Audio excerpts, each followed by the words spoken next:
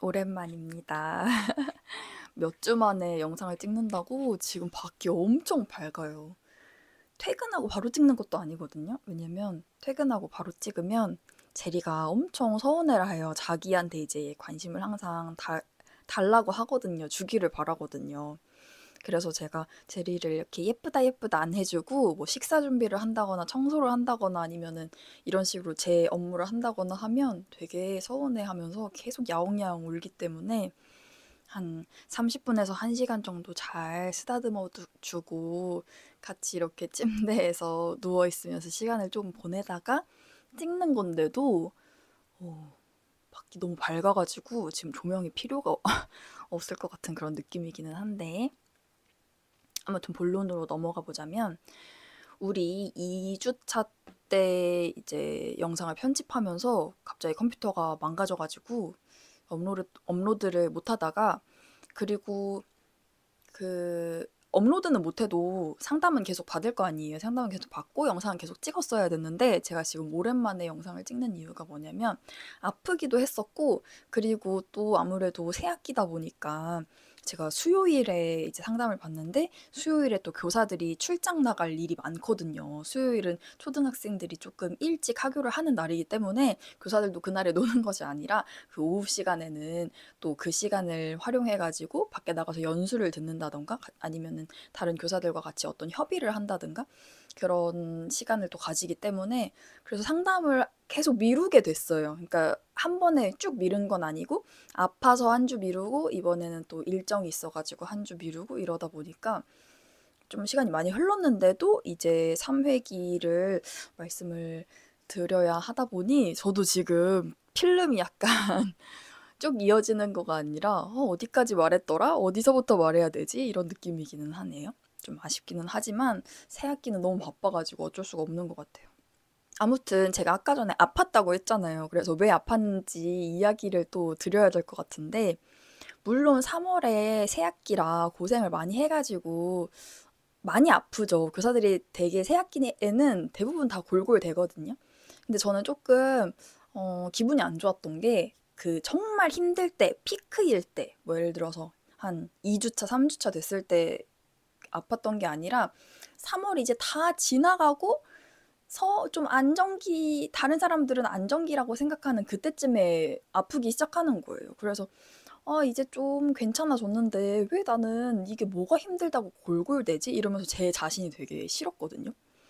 그랬는데 오히려 주변에서는 원래 사람은 이렇게 바쁘게 살 때는 안 아팠다가 조금 긴장이 풀어지면 그때부터 아프기 시작한다. 그래가지고 새학기 때 막 열심히 긴장하면서 일을 했다가 어느 정도 안정기에 접어드니까 골골대는 거라고 다른 사람들도 다 그러는 거라고 오히려 저를 좀 안심시켜 주셨거든요.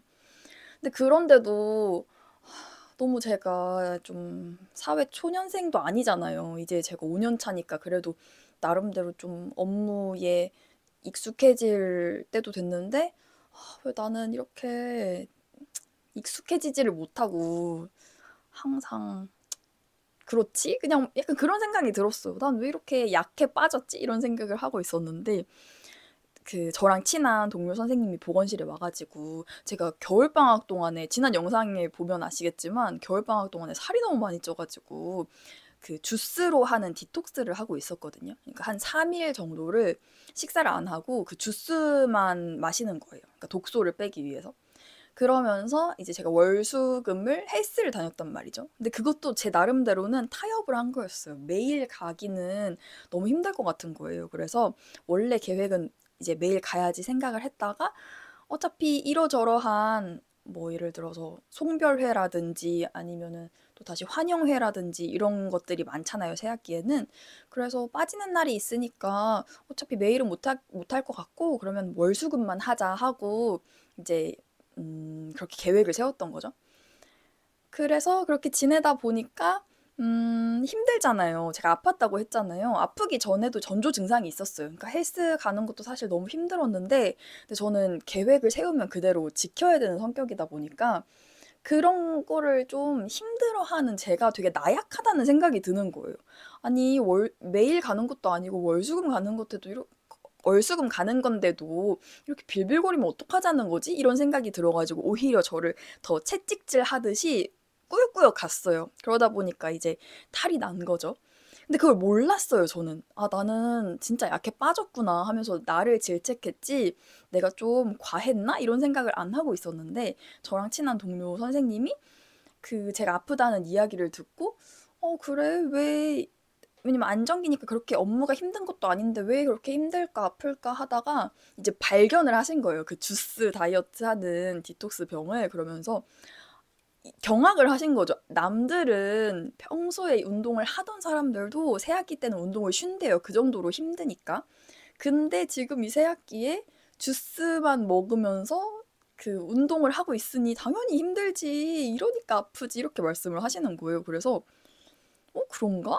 이게 그렇게 힘든 건가? 하고 이제 생각이 들었던 거죠. 이 말씀을 쭉 드리는 이유가 사실은 저는 지금도 마찬가지인데, 상담을 하는 이유가 뭐냐면 자기가 자기의 문제를 인식을 잘 못하는 것 같아요. 그러니까 문제가 있는 것 같아요. 그러니까 힘들잖아요. 우울하고 뭔가 좀 불안하고 그런 게 있지만 이게 왜 그러는지를 모르겠고 해결할 줄을 모르겠으니까, 그러니까 해결할 줄을 모르겠다는 거는 내 문제가 뭔지를 모르니까 해결을 잘 못하겠는 거잖아요. 그래서 내가 이런 문제가 있는데도 다른 사람들이 그거를 알려줄 때까지, 너 지금 되게 무리하고 있어 라는 거를 알려주기 전까지 몰랐단 말이죠. 그래서 나한테 문제가 있는데 아직도 내가 잘 모르는구나 하는 생각에 이제 그때부터 내가 조금 주의해야 될, 그리고 상담 시간에 나눠야 될 문제가 뭘까를 적기 시작했어요. 왜냐면 사실 그거 말고는 별로 상담 때 궁금한 게 없는 거예요. 다 아는 것 같은 거죠. 문제가 해결되지도 않았는데. 그래가지고 내가 지금 뭔가 느끼지 못한, 그러니까 내 일상에서는 너무 당연하지만 문제가 되는 것들을 한번 찾아보자 하면서 그걸 적기 시작을 했어요. 그래서 첫 번째는 아무래도 외모에 대한 거였죠. 제가 다이어트를 되게 혹독하게 했잖아요. 그 이유가 제가 외모 강박이 되게 심하거든요. 그래서 조금만 살이 쪄도 막 내가 너무 못나 보이고 막 징그럽고 그 정도로 제 자신을 되게 싫어하기 때문에, 그래서 다이어트를 할 때에도 뭔가 즐기면서 내가 좋아하는 운동을 하면서 건강한 뭐 음식을 만들어 먹는다거나 다이어트 식단을 이렇게 잘 챙겨서 먹는 분들 있잖아요. 내 몸을 위해서, 건강을 위해서. 근데 전 그렇게 다이어트를 하는 게 아니라 완전 혹독하게 거의 절식 다이어트. 그러니까 자기 몸을 전혀 아끼지 않는 다이어트를 막 하거든요. 그리고 그렇게 했을 때 되게 성공을 하는 이유가 저는 제 몸을 별로 그렇게 소중히 생각하지 않는 것 같아요. 왜냐면 어차피 이렇게 해도 안 죽어라는 거를 알아서 그런지는 모르겠는데 굉장히 저 자신에게는 좀 가혹할 만큼 그렇게 다이어트를 하기 때문에 그런 것들이 조금 걱정이 됐었죠. 그러니까 저도 좀 그게 문제다. 그게 내가 좀 남들하고는 다르다. 남들보다 좀 내가 과하다라는 것은 알고 있었거든요. 그러면 이제 그 원인이 제가 성취지향이라는 걸 알게 됐으니까 좀 뭔가 외모에 대해서도 남들에게 인정받고자 하는 욕구가 모든 사람들이 다 있겠지만 저도 좀 성취지향이다 보니까 그런 욕구가 높은 사람일 거 아니에요. 그러면 외모라는 것은 사실 절대적인 미의 기준이라는 건 없잖아요. 아무리 잘생긴, 요즘 친구들은 잘 모르겠지만 원빈, 장동건, 강동원 이런 사람들도 100이면 100 모든 사람들이 다 잘생겼다고 평가하는 건 아니란 말이죠. 그래서 외모라는 것은 사실 상대적인 건데 그렇게 점수로 측정할 수 있는 것도 아니고, 이런 부분들은 어떻게 해야 되나, 그런 게 이제 걱정이 됐어. 그리고 두 번째는 직업이었어요. 외모를 딱 짚으니까 그러면 성취 기준이 모호한 그런 어떤 영역들은 어떻게 해야 될까 하는 생각이 드는 거예요. 그래서 성취 기준이 모호한 게 또 뭐냐면 제 직업이 그렇거든요. 아무래도 교육이라는 것은 학생들에게 교육을 하잖아요, 저희가. 근데 그 결과가 바로바로 내 눈에 보이는 게 아니란 말이죠. 어쩌면 10년 후에, 20년 후에, 어쩌면은 나중에 제가 죽고 나서 결과가 나타날 수도 있는 거죠. 그래서 그러다 보니까 내가 아이들을 가르치면서 그렇게까지 보람을 못 느낄 것 같은 거예요. 그러니까 사실은 눈에 보이지 않는 그 성취가, 그러니까 되게 성취라는 거에 좀 급을 나누는 게 되게 조심스럽지만, 누군가를 교육하고 가르치고 기른다는 것은 높은 수준의 성취잖아요. 그래서 그거에 어떤 자부심을 느낀다던가, 좀 뿌듯해야 하는데, 그 보람이 점수로 딱 내 눈에 보이는 것이 아니기 때문에 사실은 확 와닿지 않는단 말이죠. 어떻게 보면은 매일매일을 살아가는 거잖아요. 부모로 매일매일을 살아가는 거, 육아하면서 매일매일 살아가는 거, 교사로 하루하루 살아가는 것, 그것이 내 눈에 직접적으로 확 보이지 않기 때문에 사실 나중에 지나고 보면은 참 뿌듯하고 좋을 수 있겠죠. 근데 그 당시에는 그걸 못 느낀단 말이에요. 그래서 이런 건 또 어떻게 해야 될까? 나는 내 직장이랑 안 맞는 건가? 그렇다고 그럼 일을 때려치고 다른 직장을 알아봐야 되나? 막 이런 생각까지 하는 거죠. 그랬더니 이제 선생님께서는 그 직업에 되게 제가 커다란 의미 부여를 하는 게 좀 웃겼나 봐요. 왜냐면 저보다 훨씬 나이도 좀 있으시고, 저는 취업을 상대적으로 늦게 한 편이다 보니까 막 일을 열심히 하고 싶은 그런 모습이 확 느껴졌나 보죠. 그러다 보니까 왜 자기 직업에 그렇게 열심히 하려고 하느냐, 열심히 놀 생각을 안 하고 이제 그렇게 말씀을 하시는 거죠. 그래서 선생님이 뭐라고 질문을 하셨냐면, 선생님은 그러면 좋은 보건교사라는 건 뭐라고 생각해요? 학교에서 좋은 보건교사, 그러니까 학교에서 바라는 좋은 보건교사란 뭐라고 생각하세요? 라고 물어보시길래, 일단 튀지 않고, 그리고 다른 교직원들과 잘 소통하고, 그리고 어떤 학교에 커다란 문제가 발생하지 않도록 학교가 잘 돌아갈 수 있게 지원해주는 사람인 것 같다, 이렇게 말씀을 드렸더니 선생님께서도 잘 알고 계시네요. 근데 왜 그렇게 자꾸 막 열심히 성취를 하려고 하느냐. 굳이 직장에서 성취를 이루려고 할 필요가 없다. 자기도 직장은 직장일 뿐이지 그냥 여기서 나는 일을 하고 이제 퇴근을 한 이후에 이제 성취를 하려고 하지 여기에서 뭔가를 이루려고 하지 않는다, 그런 말씀을 하시더라고요. 그래서 사실은 저도 이 생각을 좀 오래 했어요. 그러니까 2주 동안 한 거죠. 2주를 쉬었으니까.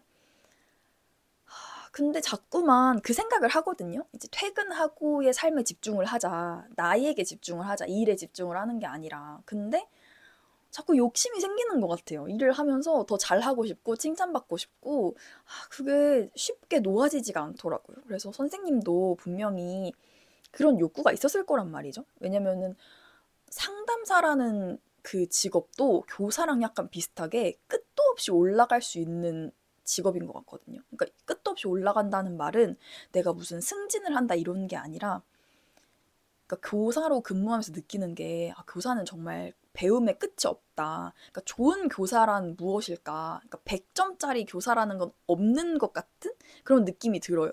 그냥 계속해서 성장하고 성장하고 끝까지 죽을 때까지 성장하는 게 교사처럼 느껴지거든요. 근데 상담사도 마찬가지일 거란 말이죠. 그래서 선생님도 어떤 마음가짐으로 근무를 하는지 이건 이제 다음 시간에 물어볼 내용이고, 그리고 이제 두 번째는 저의 감정 기복에 대한 이야기인데, 제가 그 기질 검사에서 자극 추구 점수랑 위험 회피 점수가 둘 다 높게 나왔다고 했잖아요. 그래서 그 이야기를 말씀을 드리면서, 저는 되게 예민하고 좀 히스테리를 부릴 수 있는 그런 기질을 가지고 있는데, 지난 회기 때 선생님께서 그냥 마음대로 살아도 된다, 본인이 원하는 대로 막 살아라, 이렇게 편하게 말씀을 해주셨을 때 처음에는 굉장히 마음이 많이 놓였다. 뭔가 해방감 같은 게 느껴지기도 했다. 근데 나하고 똑같은 기질을 가진 사람을 보았을 때, 그러니까 그 사람은, 저는 이제 표현을 못하지만 그 사람은 표현을 하는 사람이죠. 그러니까 선생님 말 맞다나 자기 기질대로 사는 사람인 거예요. 근데 그 사람에 대한 외부의 시선이 그렇게 좋지 않다는 것을 내가 알아서 그렇게 되고 싶지가 않다. 나는 다른 사람들에게 좀 피해를 주고 싶지 않은데 나의 기질대로만 살면 다른 사람들한테 히스테리를 부르면서 좀 다른 사람들을 불편하게 할 것 같다. 이렇게 말씀을 드렸거든요. 그랬는데 선생님께서 이제 이때 기질 검사 결과를 처음 말씀드린 거였어요. 근데 선생님이 고개를 갸웃하시더니 제 옆방에 오른쪽 방에 있는 사람도 둘 다 높은 사람이고 왼쪽 방에 있는 사람도 둘 다 높은 사람인데 둘 다 히스테리를 부린다거나 그런 문제 없이 잘 지내고 있다. 그 두 개가 높다고 해서 꼭 문제가 있는 것이 아니다라고 말씀을 하시더라고요. 그리고 만약에 제가 자국 추구가 더 높은 사람이면 그럴 수 있을 것 같대요. 자기가 뭔가 하고 싶은 말을 이렇게 확 할 수 있을 것 같은데 저는 위험 회피 점수가 100점이잖아요. 그러다 보니까 더 높으니까 오히려 막 브레이크를 거는 사람이어서 그렇게 다른 사람한테 그러니까 막 하라는 게 정말 막 하라는 거가 아니라 본인이 하고 싶은 말은 하면서 살라는 그런 말이다. 그러니까 저는 계속 브레이크를 거니까 하고 싶은 말을 못 해가지고 그 억울함이 쌓이는 거잖아요. 그래서 하고 싶은 말을 하되 예쁘게만 하면 된다. 그리고 본인은 막 살까 봐 걱정하는데 막 살라고 해도 그렇게 못 살 사람이니까 너무 걱정하지 말아라. 그렇게 말씀을 해주셨고 이렇게 두 가지 문제점을 저는 그 2주 동안 회기를 준비를 하면서 나름대로 좀 골똘히 생각을 해가지고 이거는 꼭 질문을 드려야지 해서 적어가지고 가져간 질문이었단 말이죠. 고민이었는데 선생님이 되게 아무렇지 않게 그것은 별로 큰 걱정거리가 아니라는 듯이 그렇게 말씀을 하시니까 되게 안도가 됐어요. 이제 불안함에 다 이런 문제가 있어요. 어떡해요? 라는 마음으로 왔기 때문에 그 불안이 해소가 돼서 되게 안도감과 동시에 근데 선생님이 조금 나를 너무 좀 좋게 봐주시는 것 같다. 내가 생각하는 것만큼 좀 심각하게 받아들이시지를 않는 것 같다라는 생각에 그 과거에 제가 남자친구에게 했던 그런 문제들 있잖아요. 여자 문제라든지 아니면은 남자친구를 때렸던 그런 폭행했던 문제라든지 그리고 저희의 감정 기복이 아주 들쑥날쑥했던 그런 이야기를 말씀을 드렸어요. 제가 사실은 전에 이런 문제가 있었다.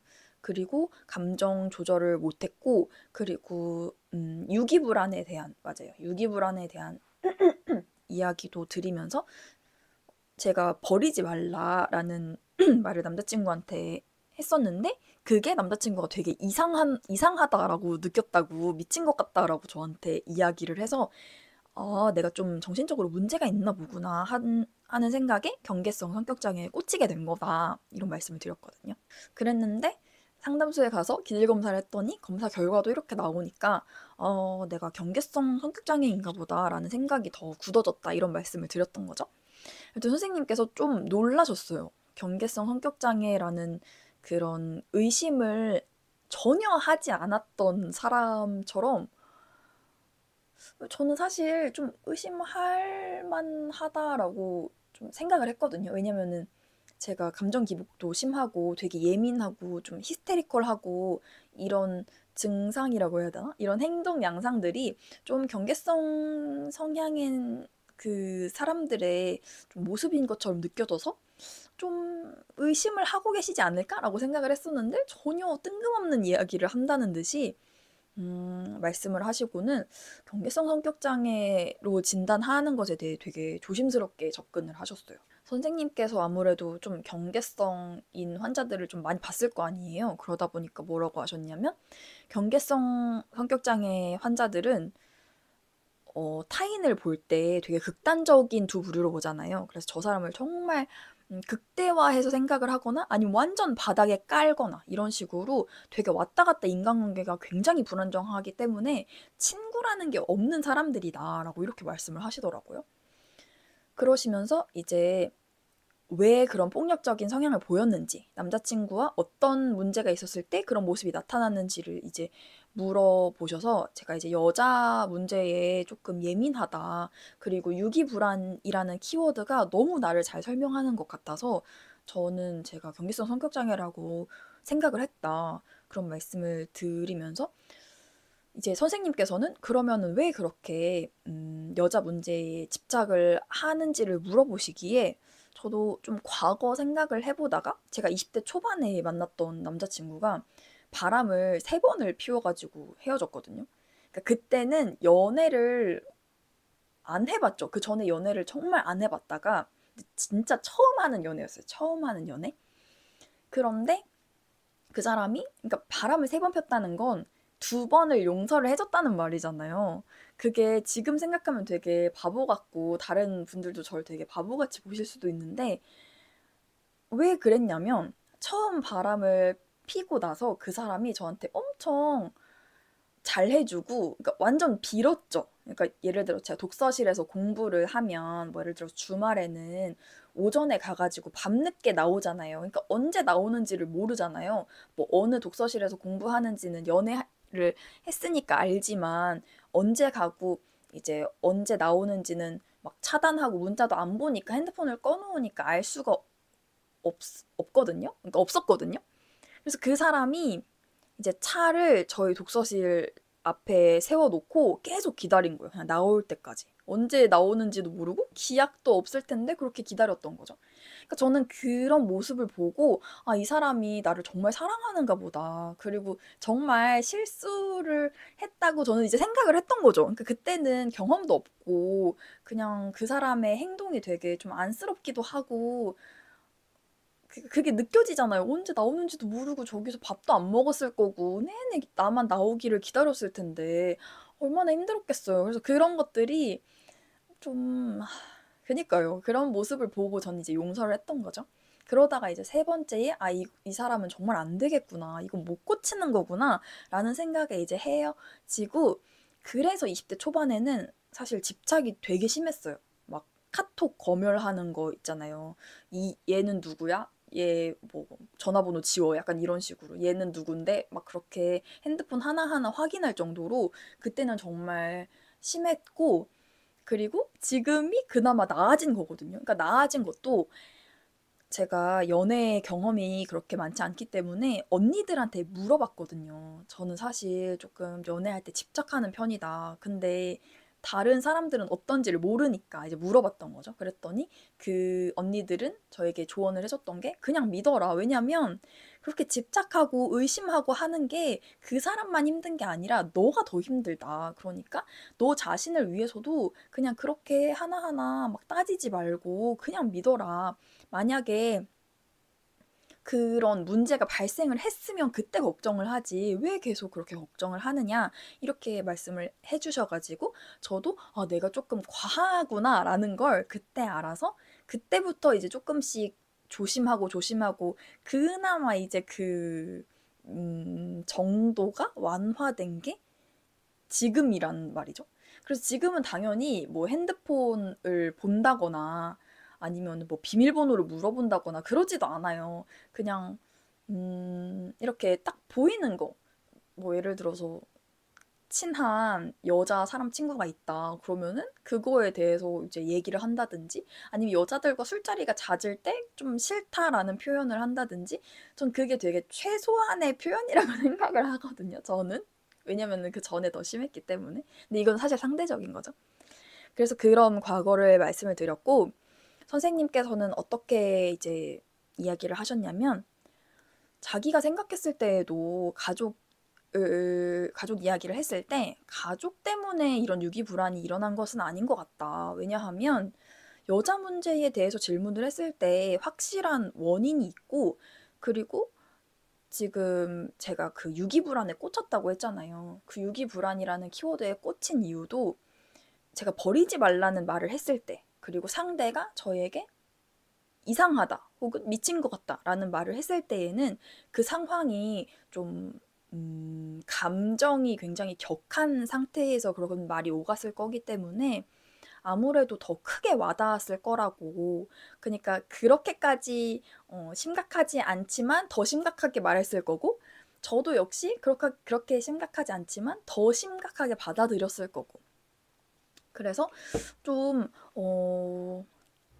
제가 생각했던 것처럼 그런 심각한 문제는 아닐 것 같다라고 말씀을 하셨거든요. 대신 저희에게 좀 의존하는 모습이 많이 보인다고는 했었어요. 타인에게 되게 의존하고 그래서 가스라이팅도 당했다고 했고 그 상대가 말했던 그런 말들에 되게 굉장히 의미부여를 하고 불안해하고 상대가 저한테 되게 많은 말을 했다고 이제 말씀을 드렸거든요. 예를 들면 저한테 사회성이 부족하다. 남들보다 사회성이 너는 부족하니까 조금 그 부분을 주의를 해야 돼. 너가 그걸 알고 있어야 돼. 라는 말을 한다든가 아니면은 그때 저번에 말했던 것처럼 버리지 말라라는 표현은 연인 사이에서 하지 않는다. 나는 그 말이 되게 이상하게 들린다. 왜 버리지 말라고 하느냐? 라는 거랑 그리고 제가 막 공포 게임 하는 거 플레이하는 거 좋아한다고 했잖아요. 그런 거 보면서 너는 왜 이렇게 음침한 것만 좋아하냐? 그러니까 너가 이렇게 우울하고 힘든 거라고 좀 밝은 거 보고 밝은 노래도 밝은 걸 들어라. 약간 이런 식으로 그러니까 자기의 생각을 이야기를 했을 때 저는 특히나 상대 편이 대부분 저보다 나이가 좀 많이 많은 그런 사람들이다 보니까 그 사람이 하는 말을 그대로 수용을 했던 것 같아요. 아무래도 나보다 더 잘 알겠지. 그래서 이 사람이 하는 그런 지적들을 저는 조언이나 충고로 받아들이고 아, 내가 이런 문제가 있으니까 나는 이렇게 고쳐야겠다라는 식으로 생각을 했던 거죠. 그러니까 그게 완전히 의존하는 거죠. 내 생각, 내 판단 이런 게 없이 그냥 그대로 수용하는 거예요. 상대의 말을. 그러다 보니까 의존이 조금 심하다. 그러니까 이런 의존이 심한 이유는 내가 너무 불안하니까 내 자신이 너무 불안해가지고 의존할 대상을 찾고 그리고 그 의존할 대상에게 좀 과의존을 하면서 그 사람이 하는 그런 피드백들을 그냥 의심 없이 다 수용을 하는 거죠. 그리고 또 두 번째는 뭐가 있었냐면 이거는 선생님의 이제 생각이신데 제가 통제하는 그런 성향이 있잖아요. 그러다 보니까 여자 문제도 원래 통제하는 걸 좋아하는데 여자 문제도 본인이 통제하고자 하는 많은 키워드들 중에 하나일 뿐이지 만약에 여자 문제가 통제가 됐으면 다른 문제가 될 만한 것들이 어차피 또 나타났을 것이다. 그러니까 계속 나타날 거라는 거죠. 통제를 할 만한 게. 그래서 저한테 이제 연애할 때는 앞으로 통제가 쉬운 남자를 만나라. 그러니까 외향적인 사람들은 주위에 여자가 모일 수밖에 없대요. 그러니까 외향적인 남자를 만나지 말고 지금까지는 외향적이고 저보다 나이가 많은 그런 사람들을 만났거든요. 그러니까 내향적이고 그리고 쉽게 통제할 수 있는 그런 사람을 만나라는 거죠. 자기 주장이 그렇게 강하지 않은 사람들을 만나라. 그리고 사실은 맨 처음에는 그렇게 호감을 못 느낄 수 있대요. 지금까지는 계속 외향적인 사람에게만 끌렸으니까. 근데 그 내향적인 사람들도 오래 만나다 보면 오래 만난 사람들에게만 보여주는 그런 매력이라고 할까요? 좀 유머라든지 그런 외향적인 모습을 보여줄 거다. 그래서 좀 오래 만나보는 것이 필요하고 그리고 나이에 맞는 사람을 알아보기 위해서는 좀 많은 사람들을 만나보고 좀 경험하는 것이 필요하다. 이런 이야기를 하셨단 말이죠. 근데 또 제가 남자를 무서워하잖아요. 전 그냥 세상이 다 무섭단 말이에요. 세상에는 정말 위험한 것이 천지고 그래서 저는 PD 수첩이랑 그것이 알고 싶다 좋아한다고 그래가지고 연애하는 게 사실 무섭기도 하고 지금 혼자 지낸 지가 좀 됐잖아요. 그러다 보니까 혼자도 편한 것 같아서 요즘에는 사실 연애 생각이 없다고 전혀 없었어요. 사실 그 대화를 나누기 전까지는 전 제리랑 지내는 게 너무 좋기 때문에 주위에서 그런 이야기를 해도 전 연애 생각 없어요 라고 할 정도로 아예 생각이 없었는데 선생님께서는 오히려 이렇게 불안이 저는 극에 치달을 때까지 계속 가잖아요. 그래서 이 불안이 극에 치닫기 전에 딱 이렇게 잡는 연습이 필요하다. 너무 그렇게 과한 걱정을 하지 말라고. 이 세상에 나쁜 사람들이 그렇게 많지 않다. 모든 남자들이 다 나쁜 것도 아니고 그 남자들 중에 정말 그런 범죄자들은 정말 별로 없다. 그러니까 그렇게 걱정하지 않아도 된다. 그 말씀을 해주셨고 그래서 선생님이 추천을 하시기로는 오히려 연애를 해라. 그런 가벼운 불안에 자기를 계속 노출시키면서 그거를 직접 경험을 해 봐야지만 이 불안이 줄어들지, 저는 사실 지금은 집에서 계속 사람도 안 만나고 혼자만 지내고 혼자만 지내는 게 편하다 보니까 오히려 더 이제 좀 멀리하게 되고 그런 경향을 보이는 거잖아요. 근데 선생님이 되게 의외의 말씀을 하신 게, 인간에게는, 사람에게는이라고 했는지 인간에게는이라고 했는지 잘 모르겠어요. 근데 되게 큰 울림처럼 들렸어요. 인간에게는 사랑이 꼭 필요하다. 사람이 살아가는 데에는 사랑이 꼭 필요하다. 그래서 사랑을 하라고 이렇게 말씀을 하셨어요. 근데 이 울림이 되게 큰 게 뭐였냐면, 그 선생님도 성취지향형 선생님이라고 하셨잖아요.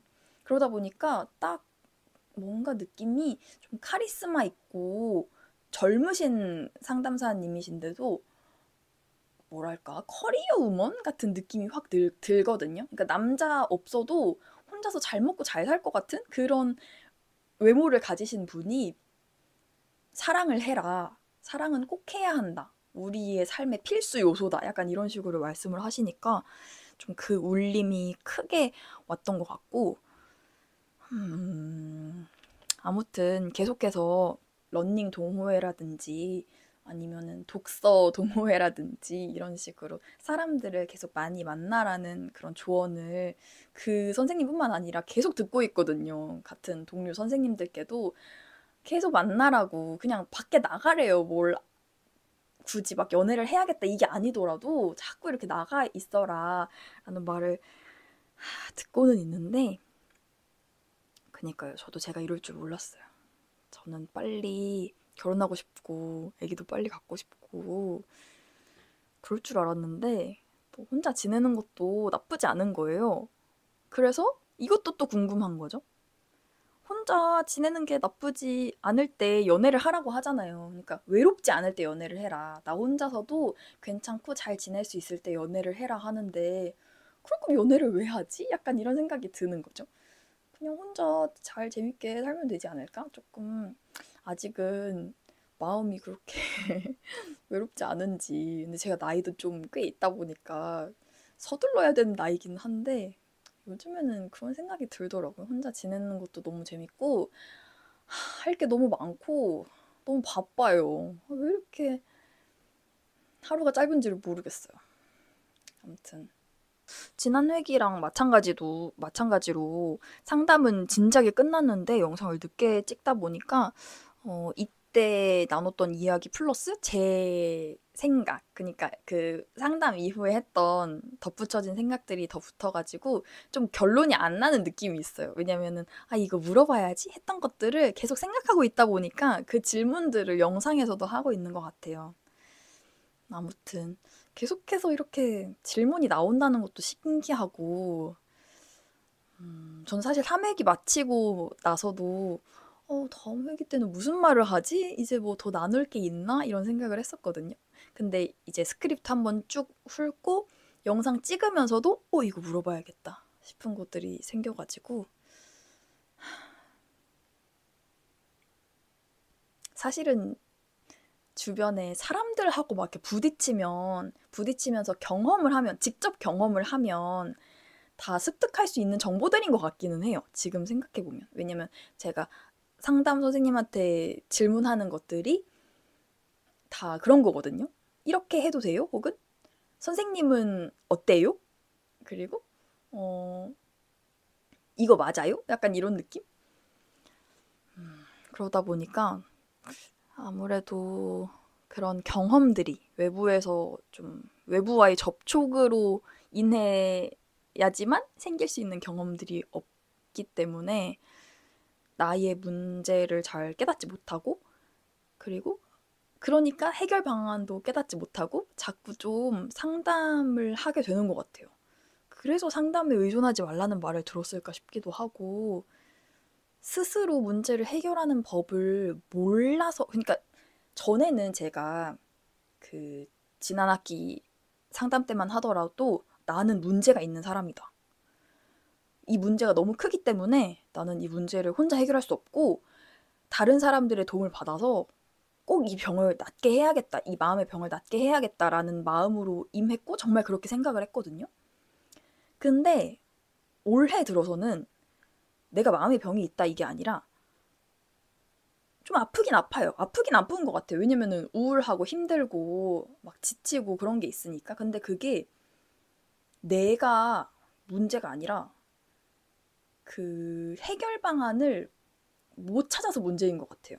남들은 가벼운 생채기 정도로 끝났을 문제를 저는 막 산소 호흡기를 끼고 막 허둥지둥하고 있는 것 같은 그런 생각이 들더라고요. 그래서 이렇게까지 힘들어할 일이 아닌 것 같은데 왜 난 이렇게 힘들까 싶은 생각이 들고 조금 그렇습니다. 뭐가 어찌됐든 힘들고 아프니까 상담을 받는 거잖아요. 그래서 문제가 잘 해결됐으면 좋겠고 그래도 제 상황이 많이 안정되어지고 좀 깨닫는 것도 많고 하다 보니까 내가 조금 문제가 있는 사람인가? 그러니까 우울증 환자. 그러니까 환자가 사실은 부정적인 의미는 아니잖아요. 아픈 사람이니까. 근데 뭔가 환자 이상으로 저를 좀 이상한 사람으로 많이 생각을 했던 것 같아요. 그 말이 좀 타격이 컸겠죠? 내가 정말 의존하고 믿었던 사람이 내렸던 평가이기 때문에 그거를 그대로 수용을 해서 좀 제가 정신적으로 그러니까 환자가 아니라 뭐라고 해야 되죠?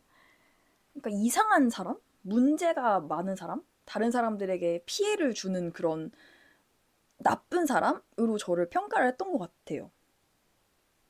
근데 그거는 아닌 것 같다. 나는 나쁜 사람은 아니다. 그러니까 그렇게 좋은 사람도 아니지만 나쁜 사람은 못 될 것 같은 그런 생각이 좀 들어서 좀 나 스스로 판단을 하는 시기가 같네요.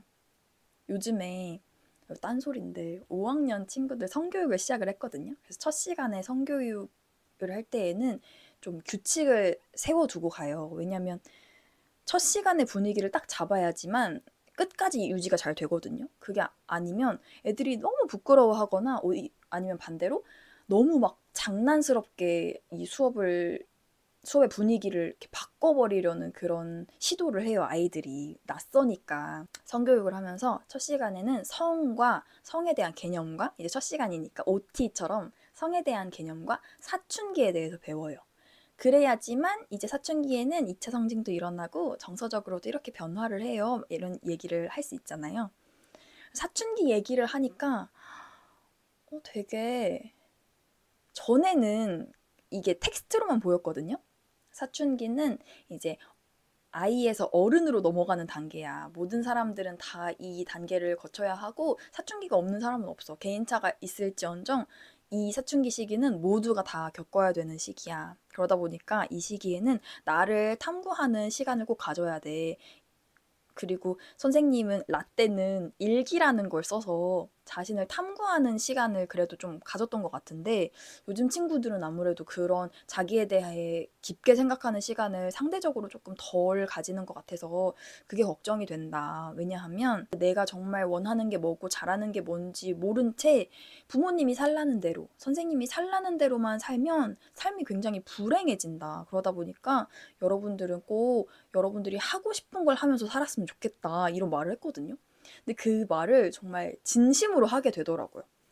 그러면서 제가 웬만해서는 제 나이를 안 밝혀요.